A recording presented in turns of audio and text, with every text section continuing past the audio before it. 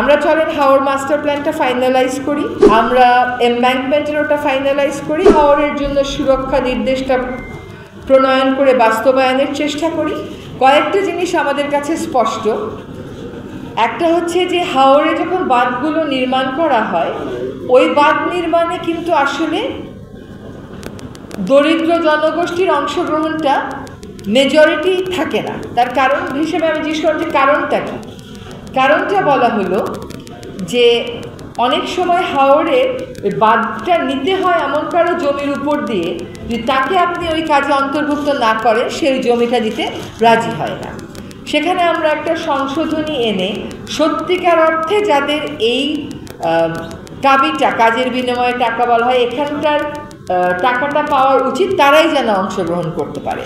এবার যখন হাওরের বাঁধগুলো হয় তখন কিন্তু আমি স্থানীয় পর্যায় থেকে বিভিন্ন জায়গায় কয়েকজনকে সরকারের সাথে ট্যাগ করে দিয়েছিলাম যে ওরা মনিটর করবে। এক পর্যায়ে দেখা গেল ওই এমব্যাঙ্কমেন্টগুলো করার ক্ষেত্রে মাটি পাওয়া যাচ্ছে না।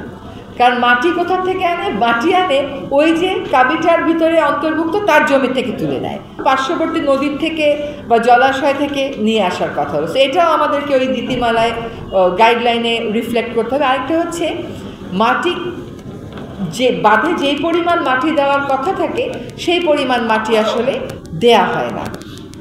এখন সেটারও একটা মনিটরিং মেকানিজম, যদি ওই এলাকার স্থানীয় জনগোষ্ঠী ওইটার ভিতরে ইনক্লুডেড থাকে। আমাদের তো সব কিছুর মধ্যে একটা রাজনীতি আছে।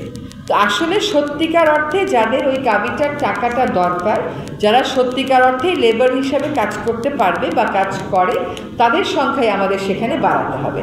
ফলে হাওর মাস্টার প্ল্যানের পরে দ্বিতীয় কাজটা হচ্ছে যে হাওরে বাঁধ সংক্রান্ত যে গাইডলাইন, সেটাও আমরা সংশোধনী প্রায় চূড়ান্ত করে এনেছি। তারপরে সকলের মতামত নিয়ে আমরা ওয়েবসাইটে দিয়ে দেব।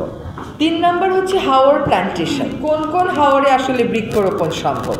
কিন্তু আপনার পরিসংখ্যান দেখে তো ভয় পেয়ে গেলাম, কারণ যদি আমি গাছ লাগিয়ে দিই তারপর 90% মানুষ জ্বালানির জন্য কেটে নেয়, এটা তো কোনো কাজের কথা হলো না। কাজে সেখানে আমাদেরকে একটা মনিটরিং প্ল্যানে আসতে হবে। কোন কোন হাওরে গাছ লাগানো উচিত সেটারও কিন্তু আমরা একটা তালিকা মোটামুটি প্রাথমিকভাবে চূড়ান্ত করেছি।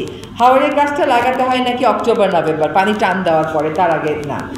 আমরা চলেন হাওর মাস্টার প্ল্যানটা ফাইনালাইজ করি, আমরা এমব্যাঙ্কমেন্টের ওটা ফাইনালাইজ করি, আমরা টাঙ্গুয়ার হাওরের জন্য সুরক্ষা নির্দেশটা প্রণয়ন করে বাস্তবায়নের চেষ্টা করি, এবং আমরা হাওর প্ল্যান্টেশনের যে স্কিমটা করব সেটা আমি আশা করি আমি আপনাদের সাথে শেয়ার করতে পারবো। আমি হয়তো আপনাদেরকে এখনই একটু বলতে পারি যে কোন কোন হাওরে প্ল্যান্টেশনের পরিকল্পনা এসছে। যদি মনে করেন এর বাইরেও কিছু কিছু হাওর নেওয়া যায়, আপনারা আমাদেরকে জানাতে পারেন। কালনার হাওর, খরচার হাওর, আঙ্গুরুলি হাওর, পাটনার হাওর, কালিয়াকুটা হাওর, এই 5টা নাম এসছে যে এখানে আমাদের এফরেস্টেশন করতে হবে, কারণ এখানে গাছের সংখ্যা অনেক কম। তো আপনাদের বাকি অনুষ্ঠান ভালো যাক, আপনারা অনেক ভালো সাজেশন পান, সুপারিশ পান, আমাদেরকে জানাবেন। আমরা যেহেতু পলিসিগুলো ফাইনালাইজ করছি, আমরা আপনাদের মতামতগুলো সেখানে সন্নিবেশ করে দেওয়ার আপ্রাণ চেষ্টা করব।